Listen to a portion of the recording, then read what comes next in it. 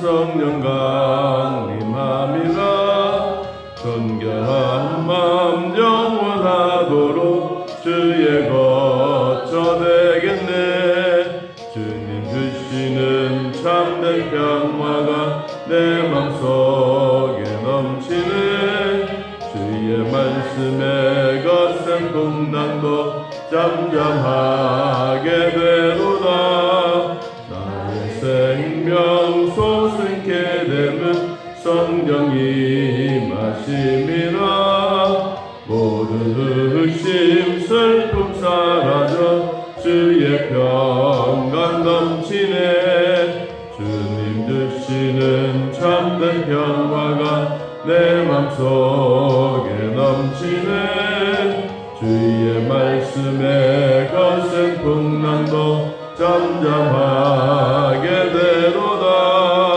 하늘에서 단비 내리고 햇빛 찬란함같이 우리 마음에 성령이 많이 주님 보내심이라. 주님 주시는 참된 평화가 내 맘속에 넘치네. 주의 말씀에 거센 풍랑도 잠잠하게 되도다.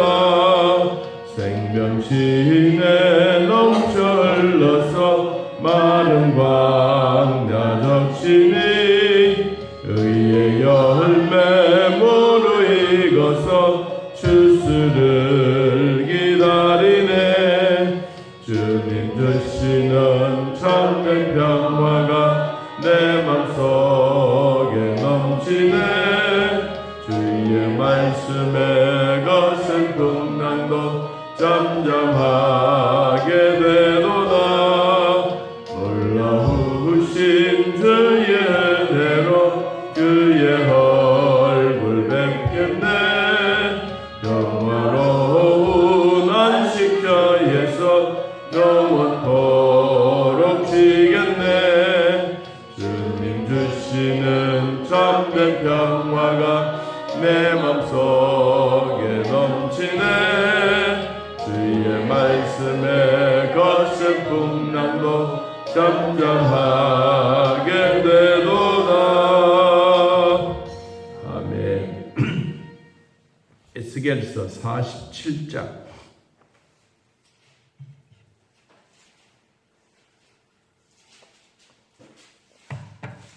에스겔서 47장 1절에서 5절까지.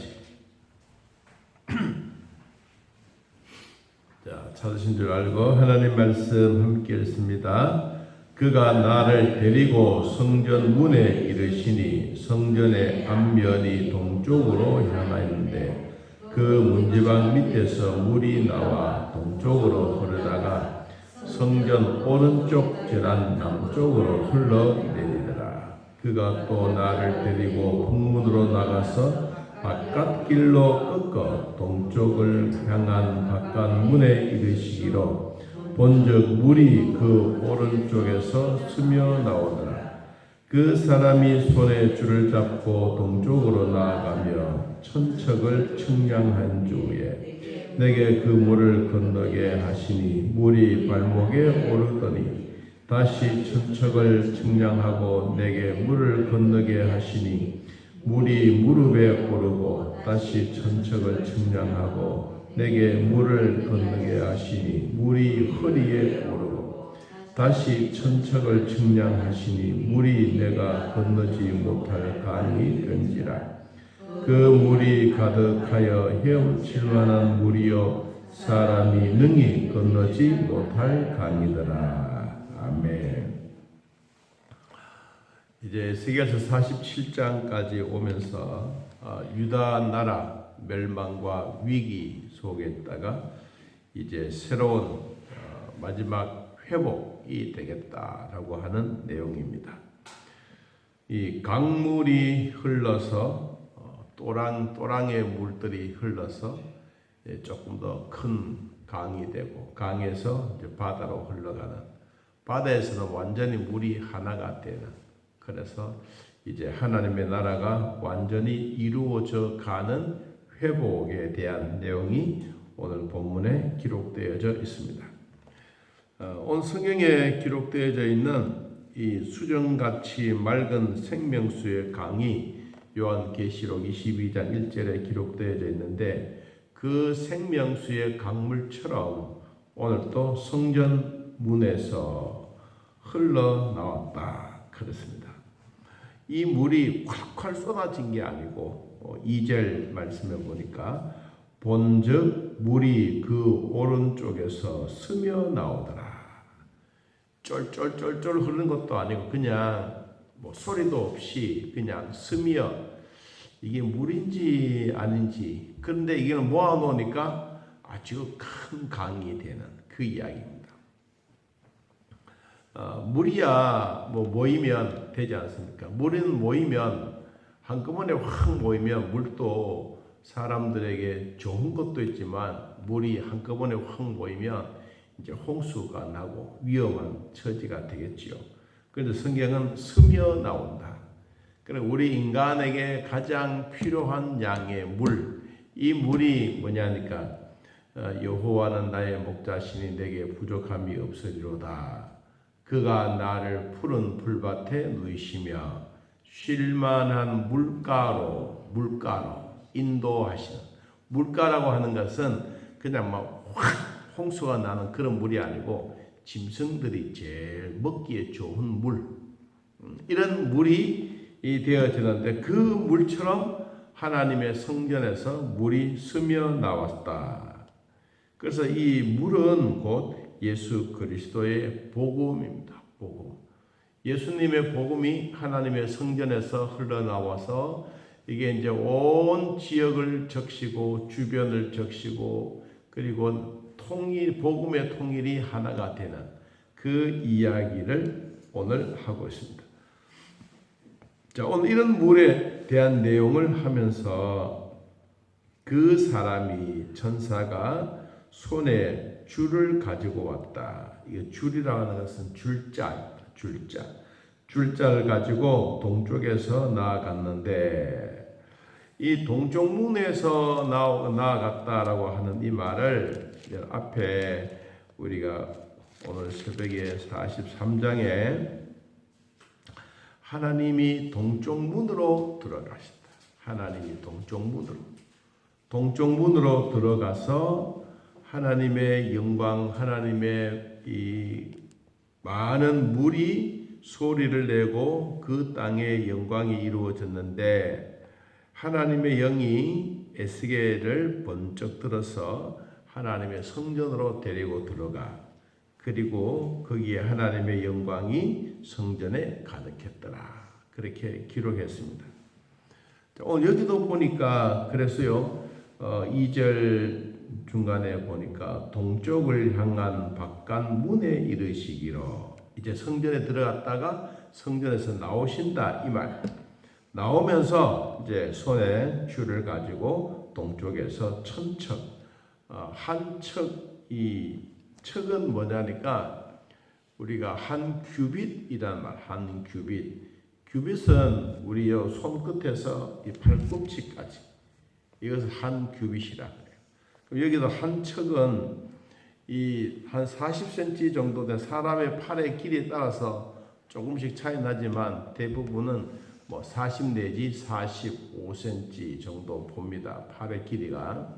그러면 1천척이라 그러면 이게 4kg 정도, 4kg 정도의 물이 처음에는 1천척을 측량했더니 그 물이 발목에 오르고 또 4kg 정도 측량했더니 물이 어디에 무릎에 왔고 또 4kg 정도 측량을 했더니 물이 허리에 차고 또 4kg 정도 이렇게 측량해 보았더니 거기에는 물이 건너지 못할 강이 되었다. 그래서 그 물이 가득해서 헤엄을 쳐야 되고 사람이 능히 건너가지 못할 만큼 큰 물이 이루어졌다. 그래서 이 의미는 도대체 뭐냐? 무릎 그리고 발목, 무릎, 허리 또 헤엄쳐야 되는. 이 물의 의미가 뭐냐? 자, 우리가 이 해변에 가든 뭐 물가에 가든 우리가 막 뛰어다닐 수 있는 물은 물이 많으면 우리가 잘 뛰어다닐 수 있습니까? 못 뛰어다니. 우리가 뛰어다닐 수 있는 길은 이 발목에 있을 때 마음대로 막 뛰어다니. 아이들도 뛰어다닐 수도 있고 어른도 뛰어다닐 수 있고. 발목은 자유자재예요. 어떻든 발목 정도 물은 사람이 열심히 다닐 수 있는 그런 물. 그 다음에 무릎이 오면 막 찰랑찰랑 뛰어다니지는 못하지만 발목에 물을 넣고 서서 걸어갈 수 있는 물. 그 다음 세 번째 허리에 찼다고 하는 것은 허리도 아까보다는 더 천천히 빨리 갈 수 없고 밑에 뭐가 있는지 또 봐야 되고 그 다음에 헤엄을 쳐야 되는 것은 이제 사람의 힘으로 할 수 없이 성령의 도구로 할 수 있는 것만 할 수 있다. 자, 이런 얘기를 이제 하고 있는 거예요. 그러면 도대체 이 의미가 뭐냐? 자, 복음이 들어가는 곳곳마다 제일 처음에는 발목의 물이다. 사람들이 자유롭게 마음껏 뛰돌고 마음껏 하다가 갑자기 물이 확 깊어지는 게 아니고 점차적으로 우리 성경에 나온 것처럼 4km 재어보니까 무릎에 오고 또 4km 재어보니까 허리에 오고 또 4km 재어보니까 물이 많아서 이제 도저히 자신의 힘으로 건너갈 수 없을 이런 강물이 되었는데 그럼 이 여기에 대한 이야기를 우리가 이제 조금 성경에 나온 얘기들을 같이 한번 풀어봅니다. 자, 우리 신약에 있는 말씀인데 마태복음 13장 마태복음 13장 1절을 우리 한번 펴보시기를 바랍니다. 마태복음 13장 비유의 장에 대한 이야기를 하고 있습니다. 그리고 씨 뿌리는 자에 대해서 이야기를 합니다. 자, 13장 1절 그날에 예수께서 집에서 나가사 바닷가에 앉으심에 큰 무리가 그에게로 모여들거늘 예수께서 배에 올라가 앉으시고 온 무리는 해변에 서 있더니 예수께서 비유로 여러 가지를 들어서 말씀하여 이르시되 씨를 뿌리는 자가 뿌리러 나가서 첫째 뿌릴 때 어디에 더러는 길가에 떨어지고 그다음 5절 두 번째는 더러는 어디에 흙이 얕은 돌밭에 그리고 7절 더러는 가시 떨기 위에 그 다음에 8절 더러는 어디에 좋은 땅에. 자, 우리가 이 이야기를 해봅니다. 발목은 어디냐? 발목은 흙이 얕은 길가다. 얕은 길가. 그리고 조금 이제 무릎이 정도 되면 얕은 돌밭. 그리고 세 번째 허리는 가시 떨기. 그 다음에 물이 많다. 이 옥토밭이야. 좋은 밭이다. 자, 이 얘기를 들어서 설명을 합니다. 자, 조금 더 영적으로 이제 예수님이 말씀하신 내용을 우리가 한 번 더 봅니다. 길가에 떨어지고 우리가 이 물이 있는 곳에 무릎 정도는 어떤 영적인 의미가 있느냐 하면 자, 4절 13장 4절 뿌릴 새 더러는 길가에 떨어짐에 뭐가 새들이 와서 먹어버렸다. 그럼 마음대로 막 뛰어다니면 결국 뭐요? 신앙의 믿음의 뿌리가 둘 수가 없다. 거기는 새들이 와서 주워 먹어버렸다. 그래서 믿음도 우리 하나님의 성전에 들어가서 성령 충만한 삶이냐 아니냐에 따라서 예수님이 말씀해 주신 거예요. 자, 두 번째는 이제 발목에서 이제 무릎까지 옵니다. 자, 5절 흙이 얕은 돌밭에서 떨어짐에 흙이 뭐 깊지 아니하므로 곧 싹이 나오나 해가 돋은 후에 타서 뿌리가 없어서 뭐 말라버렸다. 결국 두 번째는 뭐요? 싹은 나지만 이게 열매를 맺지 못하고 그리고 타고 말라버려 없애버렸다. 자, 우리 신앙에도 하나님의 성령이 충만한 사람하고 그렇지 못한 사람하고 이 영적인 의미는 확실하게 구별되는 거예요. 자, 세 번째, 우리의 몸에 물이 허리까지 왔다. 여기는 가시떨기 7절에 가시떨기 위에 떨어졌는데 가시가 자라서 무엇을 막았고 기운을 막았고. 가시덩굴들이 우거지면 싹은 나요. 올라오기는 와요. 근데 여기도 뭐가 없느냐? 열매는 맺지 못했다. 열매는. 자, 네 번째, 성령이 충만하고 물이 자기 자신에 혼자 할 수 없는 사람은 좋은 땅에 떨어졌는데 몇 배?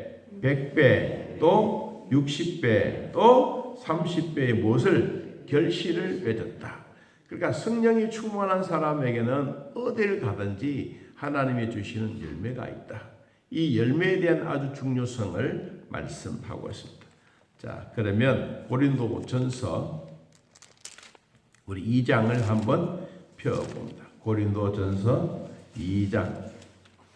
바울은 그러면 이런 비유를 들어서 우리들에게 어떻게 말씀하고 있을까? 바울은 우리들에게 이렇게 말합니다. 자, 고린도전서 2장 13절. 고린도전서 2장 13절. 자, 읽어봅니다. 우리가 설말하거니와 사람의 지혜가 가르친 말로 아니하고 오직 성령께서 가르치신 것으로 하니 영적인 일은 영적인 것으로 분별합니다. 어떤 사람입니까? 육에 속한 사람은 하나님의 성령의 일들을 받지 아니하나니. 중요한 얘기. 영적인 사람이 아니고 육에 속한 사람, 자연인, 하나님에 대해서 전혀 알지 못하는 사람. 물이 있기는 있는데 물이 어디에 있는 사람이냐? 발목에 있는 사람. 이런 사람들은 성령의 일들을 받지 아니한다.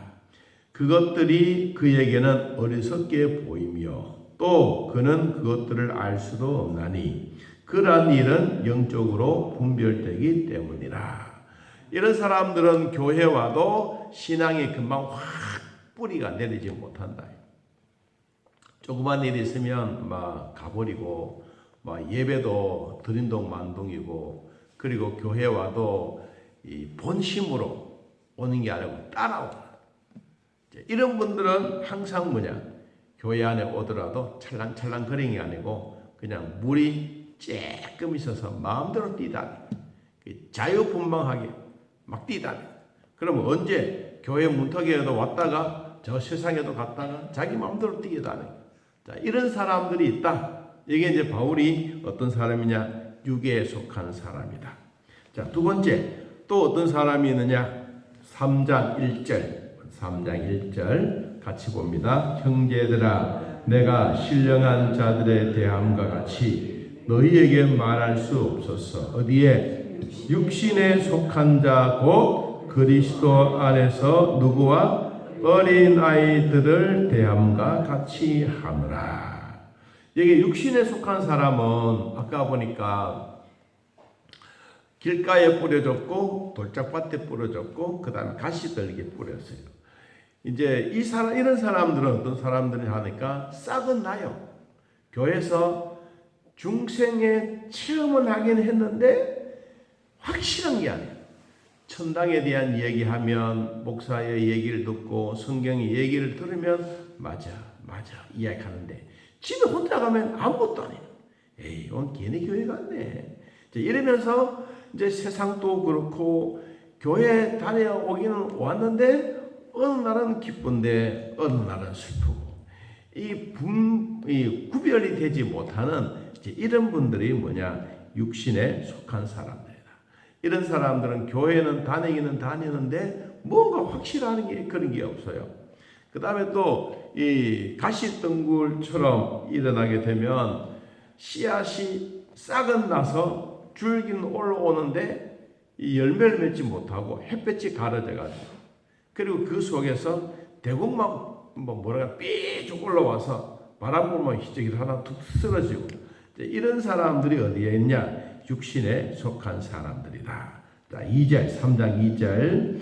내가 너희를 젖으로 먹이고 밥으로 안위하였노니 이는 너희가 감당하지 못하였을거니와 직도 못하리라. 너희는 아직도 육신에 속한 자로다. 너희 가운데 시기와 분쟁이 있으니 어찌 육신에 속하여 사람을 따라 행함이 아니리요. 이런 사람들은 뭐냐? 교회 오면 자기 마음에 들지 않으면 싸움질을 잘한다. 뭐냐? 분쟁과 시기가 있다. 항상 이거는 자기 유익만 생각합니다. 여러분, 교회는 어떻게 자기 유익만 생각하면 아니잖아요. 그리스도를 위해서 덕을 세우는 사람이 되어야 되는데 그렇지 못하면 육신에 속한 사람. 자, 우리가 이제 그 길가, 돌짝밭, 그리고 가시덩굴. 자, 이 세 가지에 뿌려진 씨앗들은 언제 사탄이 와서 집어삼켜 할지 잘 몰라요. 자, 이런 사람들은 주로 교회에 오기는 와요. 오는데 사람의 영향력이 훨씬 더 커요. 여러분, 교회에 한번 발을 디뎌도 놓고 이분들이 신앙생활 끝까지 잘하면 얼마나 좋아요. 그런데 신앙생활 하다가 보면 어느 날 앞자리에 앉아 있는데 한 2달쯤 지나가면 저 뒤에 앉았어. 뒤에 앉았다가 그 다음 뭐 어딘지 모르게 사라져 버리고. 이런 분들이 뭐냐 하니까 주로 위험성에 있는 육신에 속한 사람. 자, 이런 분들이 주로 교회 안에 많다는 거예요. 이거는 장담을 못해요. 신앙에 대한 장담이 못해요. 항상 불안해요. 그리고 누가 뭐 이야기하면 에이 뭐 교회가 뭐 그래 이야기하는. 그렇지 않은 사람들은 내가 교인이다. 내가 하나님의 백성이다. 당당하게 이야기해야 되는데 그렇지 못한 거. 자, 그러니까 여러분 오늘 이제 에스겔 선지자가 1,000척을 지어서 발목에 그리고 무릎에 허리에 물이 많아져서 헤엄치는 이 과정들에 대한 내용들을 바울에 대한 얘기, 예수님에 대한 얘기를 같이 나누면서 영적으로 생각하고 있는 거예요. 자, 마지막 이제 신령한 사람은 어떤 사람들이냐? 2장 15절. 자, 2장 15절 봅니다. 신령한 자는 모든 것을 판단하나 자기는 아무에게도 판단을 받지 아니하느니라. 누가 주의 마음을 알아서 주를 가르치겠느냐? 그러나 우리가 그리스도의 마음을 가졌느니라. 할렐루야. 우리 마음속에 뭐가 있느냐? 그리스도가 계신다. 이 그리스도가 계시기 때문에 우리는 예수 그리스도 안에 뭐가 필요하냐? 자, 빌립보 1장 보고 마칩니다. 빌립보서 1장. 이 참 중요한 얘기를 했어요. 빌립보서 1장 8절. 자, 읽어봅니다. 내가 예수 그리스도의 심장으로 너희 무리를 얼마나 사모하는지 하나님이 내 증인이시다. 자, 아까 보니까 이 신령한 사람은 그러나 우리가 그리스도의 마음을 가졌다. 그리스도의 마음을 가진 사람은 뭘 가졌느냐? 예수 그리스도의 심장을 가졌다.